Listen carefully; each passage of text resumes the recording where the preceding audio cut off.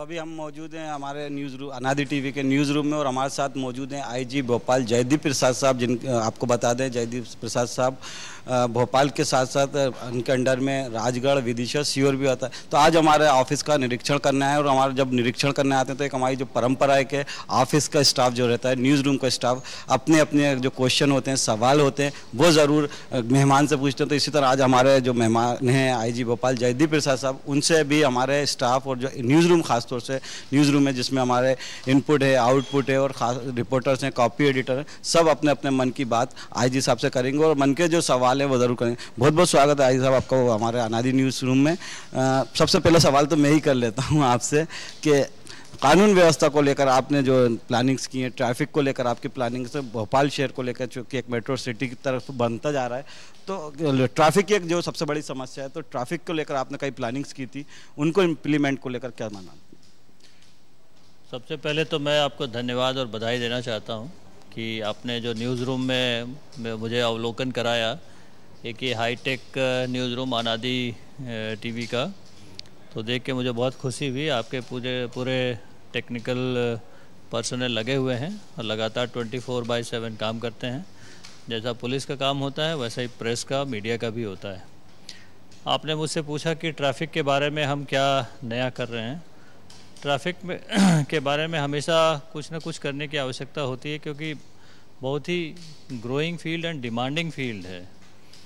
जब भी पॉपुलेशन का ग्रोथ होता है तो सबसे पहला असर ट्रैफिक पे पड़ता है।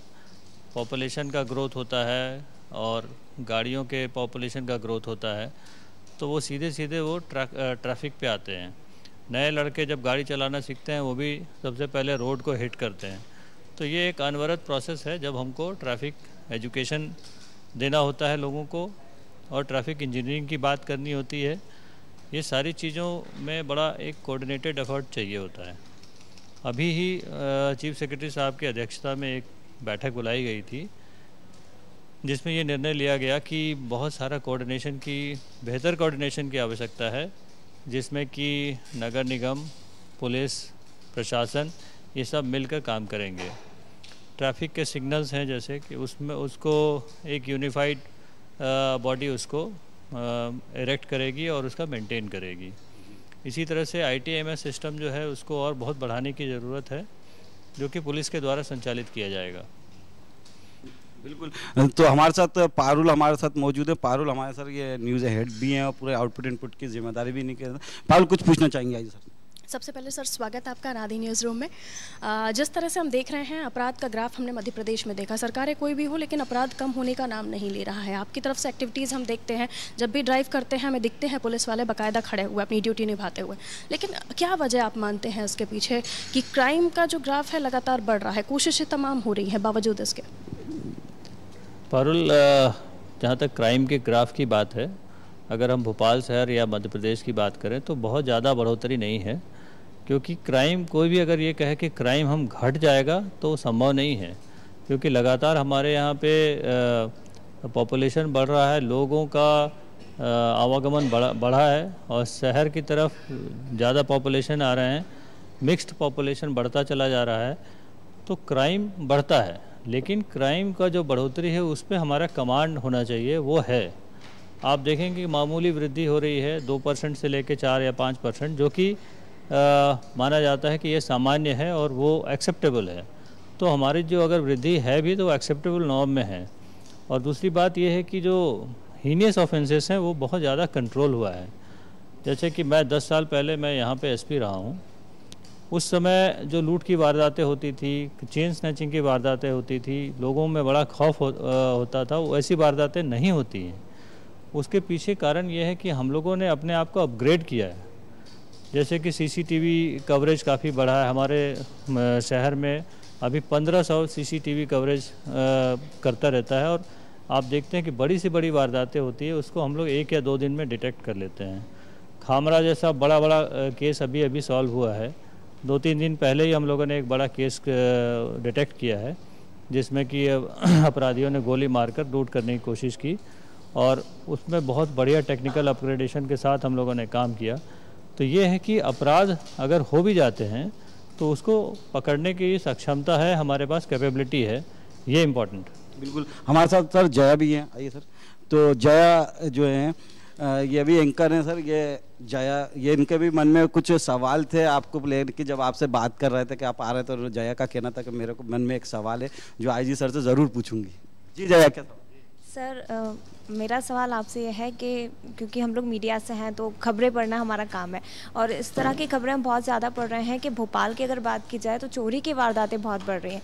और सबसे बड़ी बात यह है कि जब थाने में लोग पहुंचते हैं तो वहाँ से उनको ये कहा जाता है कि छोटी मोटी घटनाएं हैं, आप खुद चोर को पकड़ लीजिए, हम इस मामले में FIR दर्ज नहीं करेंगे। और आप भी जानते हैं कि पुलिस की जो इमेज है वो आप लोगों की नज़रों में किस तरह से बनी हुई है, तो आप कैसे विश्वास गेन करेंगे? क्योंकि इस तरह की खबरें हम पढ़ते हैं तो लोगों का विश्वास उठना लाजमी भी हो जाता है। जी, जहाँ तक आप कह रहे हैं कि चोरी की वारदातों में अगर कोई कह रहा है कि आप खुद ही कर लें तो वो गलत है, इसको हमारे संज्ञान में लाना चाहिए। जो जैसा कि आपने किया इसके लिए मैं आपको धन्यवाद देना चाहता हूँ। तो ये हम इसको करेक्ट करेंगे अगर ऐसी बात है तो। जहाँ तक चोरियों की बातें हैं, वारदातें बढ़ रही हैं, तो ये तो मैं नहीं मानता कि बढ़ रही हैं, मतलब वो अंडर कंट्रोल है। जैसा कहते हैं कि जो पिछले साल था लगभग उसी दरमियान, उसी रेशियो में अभी भी होगा, और आंकड़े भी यही कहते हैं। लेकिन अभी हम लोगों ने ये किया है कि सभी जो फ्लैट्स हैं, जो अपार्टमेंट सिस्टम है, सभी में हम लोगों ने CCTV लगवाने का अभियान चला रखा है। तो उससे चोरियों की वारदातें काफ़ी डिटेक्ट हुई हैं और कम हुई हैं, और हमको पता करने में आसानी रहती है। बिल्कुल। महिमा हमारे साथ है। महिमा, आपके मन में भी कुछ सवाल होगा? ये भी हमारे एक न्यूज़ एंकर हैं, काफ़ी स्टार एंकरिंग करती हैं। जी महिमा। जी सर, मेरा आपसे ये सवाल है कि मध्य प्रदेश में हम जिस तरीके से देखते हैं कि वारदातें बढ़ती जा रही हैं, हम बड़े क्या, हम छोटे बच्चों की ही बात कर लें, जिस तरीके से बच्चे स्कूल से छूट के घर जाते हैं और बीच रास्ते में ही उन्हें अगवा कर लिया जाता है। इस चीज़ पर आप किस तरीके से अंकुश लगा रहे हैं सर? किस तरीके से आपका प्रशासन इस पर काम कर रहा है? देखिए, जो आपने कही कि बच्चों को अगवा कर लिया जाता है, वो एक स्ट्रे इंसिडेंट था, जो जैसे आप इंगित करना चाह रही होंगी। सतना की जो घटना है वो वंस इन अ वाइल होता है, लेकिन उसमें पुलिस ने बहुत मेहनत की और डिटेक्ट कर लिया। ये अनफॉर्चुनेट रहा कि बच्चों को हम बचा नहीं पाए, लेकिन ये रूटीन नहीं है, ये बहुत ही स्ट्रे इंसिडेंट है। अभिभावक भी बच्चों को स्कूल भेजने से थोड़ा अब सोचने लगे हैं कि उनकी सुरक्षा व्यवस्था को लेकर अगर कुछ किया जाए प्रशासन की तरफ। उसमें मैं ये कहना चाहूँगा कि उस घटना के पीछे जो आप पूछना चाह रही हैं, जो उसमें इन्वॉल्व था वो उसको ट्यूशन पढ़ाने वाला ही था। जब ट्यूशन पढ़ाने वाले को हम अपने घर पर लेके आ रहे हैं तो वो आपका बहुत ही नोन है और उस पर बहुत ज़्यादा कॉन्फिडेंस है, बल्कि बच्चे के साथ वो रह रहा है, 2-4 घंटे बिता रहा है एवरीडे, और आपके घर में आके कर रहा है। उसकी अगर नीयत ख़राब होती है तो इसके पीछे हमको ध्यान ये देना चाहिए, परिवारों को ये ध्यान देना चाहिए कि जिसके हाथों हम सौंप रहे हैं बच्चों को पढ़ाने के लिए या गाइड करने के लिए, उसके बारे में, उसके एंटीसीडेंट्स के बारे में ज़रूर पता कर लें कि उसकी गतिविधियां क्या है, उसका उठना बैठना कहाँ है, क्या करता है। तो अगर हम इस चीज़ पे थोड़ा सा अवेयर रहें या उसका पुलिस वेरिफिकेशन हम करा लें तो ठीक रहेगा। सर, हमारे साथ निशांत हैं। ये निशांत अभी फिलहाल तो हमारे न्यूज़ एंकर हैं, लेकिन इनकी चाहत है पुलिस ऑफिसर बनने की, MPPSC की तैयारी करने की कोशिश कर रहे हैं। तो ये जानना चाह रहे हैं कि अपने सवाल खुद ही कर लीजिए। सर, एक सवाल मैं ये पूछना चाहता हूँ कि देखा जाता है कि CCTV कैमरे लगाए जाते हैं पूरे शहरों में, और कुछ दिन अभियान चलाया जाता है कि उसके द्वारा चालान काटे जाते हैं, लेकिन फिर योजनाएं ठंडे बस्ते में चली जाती हैं, कहीं ना कहीं फिर बंद हो जाता है काम। तो इसके पीछे क्या कारण है? उसके पीछे ये मैं कहूँगा कि चालान जो हम काट रहे हैं, केवल चालान काट के कोई भी लॉ को इम्प्लीमेंट नहीं कर सकते हैं। चालान काटना एक इंडिकेटिव है। देखिए, 25 लाख के शहर में जहाँ 4000 पुलिसकर्मी काम कर रहे होते हैं, ये नहीं हो सकता कि हम केवल फ़ाइन दे के उसको इम्प्लीमेंट करा सकते हैं। फ़ाइन काटना एक इंडिकेटिव होता है कि भाई आप लॉ को वायलेट कर रहे हैं, जिस पे आप लायबल हैं, पनिशेबल हैं। तो इसका मतलब यह है कि वो एजुकेटिव भी है, आप गलत करेंगे तो पकड़े जाएंगे। तो ऐसा नहीं एक्सपेक्ट करना चाहिए कि केवल पुलिस ही उसको इम्प्लीमेंट करा रही है। आप और हम सभी जवाबदार हैं। अगर हमारा शहर डिसिप्लिन वे में चलता है, उसमें मीडिया को भी साथ में आना चाहिए, पब्लिक को भी आना चाहिए कि हम अपने शहर में चलें तो हेलमेट लगा के चलें, या 3 सवारी नहीं चलें, या क्रॉसिंग को हम जब करते हैं तो रेड लाइट का पालन करें। अगर हर आदमी ये ठान ले कि हमको अगर वायलेट करना है, तो कोई भी पुलिस, दुनिया की कोई भी पुलिस सक्षम नहीं होगी उसको इम्प्लीमेंट कराने के लिए। इसके लिए एजुकेशन बहुत ज़रूरी है और पब्लिक का कोऑपरेशन बहुत ज़रूरी है। निशांत मुझसे एक सवाल हमेशा करते रहते हैं कि मुझे पुलिस पीएससी सिलेक्ट करना है, मुझे आईपीएस बनना है या आईएएस बनना है, तो इस तरह क्या रास्ता है जो जो युवा वर्ग है, जो नौजवान वर्ग है, जो सिविल सेवा की तैयारी करना चाहता, तो आप चूँकि एक सीनियर से आपने क्रैक किया, सीनियर आईपीएस ऑफिसर हैं, तो क्या रास्ता है जो जिसको लेकर क्रैक करके ये सिविल सेवा क्रैक की जा सकती है? कल ही सिविल सेवा की रिजल्ट्स आए हैं, तो कई लोगों को जिनको करना है उनको जुट जाना चाहिए और एक अपना प्लान बना के डेडिकेशन, ज़बरदस्त डेडिकेशन एंड पेशेंस चाहिए, परसेवरेंस चाहिए। एक टारगेट बना के अगर आप चलेंगे तो बिल्कुल अचीव करेंगे। बिल्कुल। अंजलि हमारे साथ हैं सर। अंजलि ये आउटपुट देखती हैं, जो खबरें इनपुट से आती हैं उसको मेकअप करती हैं, मतलब जैसे मेकअप करने के बाद उसको सजाती हैं, संवारती हैं और पूरे पंच देती हैं। जी अंजलि। सर मैं आपसे ये कानून व्यवस्था और पूरे आपके उसके इतर एक सवाल करना चाहती हूँ कि सर जिस तरीके से आप लोग कई बड़े बड़े केसेस हैंडल करते हैं, कई बार ऐसा होता है कि बहुत नामचीन आप लोग जो अपराधी होते हैं उनको पकड़ते हैं, तो सर इसमें कितना आपको ऐसा मतलब आप देश की सुरक्षा में तो लगे हुए, लेकिन आपको कहीं ये फीलिंग नहीं आती कि हाँ इस जैसे आप बहुत बड़े अपराधी को पकड़ रहे हैं तो कहीं हमारे परिवार पर भी खतरा मंडरा रहा है, उसके लिए आप सर एक क्या सुरक्षा की दृष्टि किस तरीके से रखते हैं अपने परिवार के लिए? क्योंकि देश सेवा में तो आप है ही, लेकिन परिवार को उतना समय देना मतलब बहुत टफ काम है।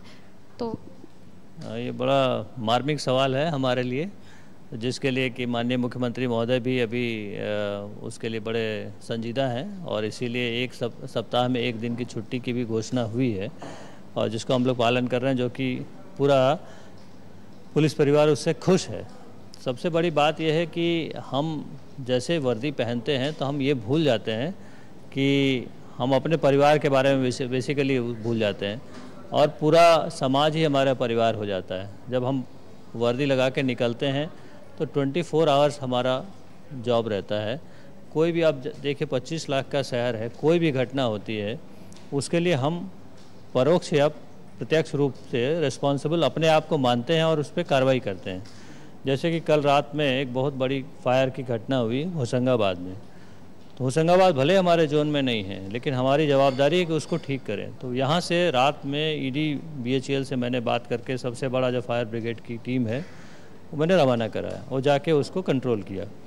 तो जैसे ही आप वर्दी वाले सर्विस में आते हैं तो आपकी रिस्पॉन्सिबिलिटी बढ़ जाती है और सेंस ऑफ रिस्पॉन्सिबिलिटी हमारे अंदर में इतनी कूट कूट के भरी होती है कि हम कई बार अपने परिवार के प्रति जो कर्तव्य निभाना चाहिए वो नहीं निभा पाते, उतना समय नहीं मिल पाता। फिर भी बेहतर टाइम मैनेजमेंट से थोड़ा बहुत हम उसको अचीव कर सकते हैं। सवाल ये है सर कि जैसा जब आप कुख्यात अपराधी, कुख्यात बदमाशों को आपने तो नक्सलाइट में भी काफ़ी वर्क किया और मतलब इतने बड़े बड़े नक्सलियों को ढेर किया, तो जो जिस तरह से परिवार पर भी खतरा मंडराने लगता है, कहीं ना कहीं परिवार भी टारगेट पे आ जाता है, तो परिवार की सुरक्षा को लेकर आप किस तरह से सोचते हैं? परिवार की सुरक्षा को लेकर क्या आपकी सोच रही है? ये बात सही कह रहे हैं। जब मैं बालाघाट में थिक ऑफ नक्सल एरिया में काम कर रहा था 2002 में, बहुत पीक पे था नक्सल समस्या, तो ये खतरा रहता था कि जब हमारे बच्चे स्कूल पढ़ने जाते हों तो वहाँ पे कई बार ऐसा लगा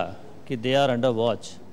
तो हम लोग सतर्क रहते हैं, बच्चों को ये ट्रेनिंग दी जाती है कि कोई भी किसी के साथ बात नहीं करें, कोई आए तो किसी के साथ ना कोई टॉफ़ी वगैरह लें, ना किसी के साथ चले जाएं, अपनी गाड़ी अपने सुरक्षा में रहें और डिसिप्लिन लाइफ उनकी खुद की हो जाती है। उसी तरह से डकैती एरिया में जब हम काम करते हैं तो वहाँ भी कमोबेश ऐसी स्थिति रहती है। वो छोड़ दीजिए, जब हम किसी बड़े शहर में भी काम कर रहे होते हैं और कई टफ सिचुएशन में बड़े अपराधियों को पकड़ते हैं तो उनका जब सब कुछ ख़त्म हो जाता है तो वो एक रिटेलिएशन में कुछ कर सकते हैं, वो भी एक खतरा रहता है। लेकिन हम लोग सभी खतरों के खिलाड़ी हैं। बिल्कुल, जान जोखिम में डाल के करते हो, ये बहुत बड़ी बात होती है जान जोखिम में डालना। हमारे साथ ये इनपुट में है सर मोनिका और चेतन, इनके भी मन में कुछ सवाल थे आपको लेकर के, आपसे सवाल करना चाहते थे ये मोनिका। तो जी मोनिका, क्या सवाल है आप? सर मेरा एक सवाल था कि अगर कोई दहेज प्रताड़ना का केस दर्ज किया जाता है तो उस मामले में सबसे पहले पुलिस क्या कार्रवाई करेगी? सीधे अरेस्ट करेगी या मामले की जांच करेगी? क्योंकि कई बार ऐसा होता है कि झूठे केस भी दर्ज करा दिए जाते हैं, तो सबसे पहले क्या कार्रवाई की जाएगी? देखिए, दहेज प्रताड़ना में कई दृष्टांत आए हैं माननीय सुप्रीम कोर्ट के और हाई कोर्ट के भी। तो पहले से अब थोड़ा सा अंतर आया है। जैसे कि दहेज प्रताड़ना के कई सेक्शंस हैं, जैसे कि 498 है क्रूएल्टी टुवर्ड्स वाइफ।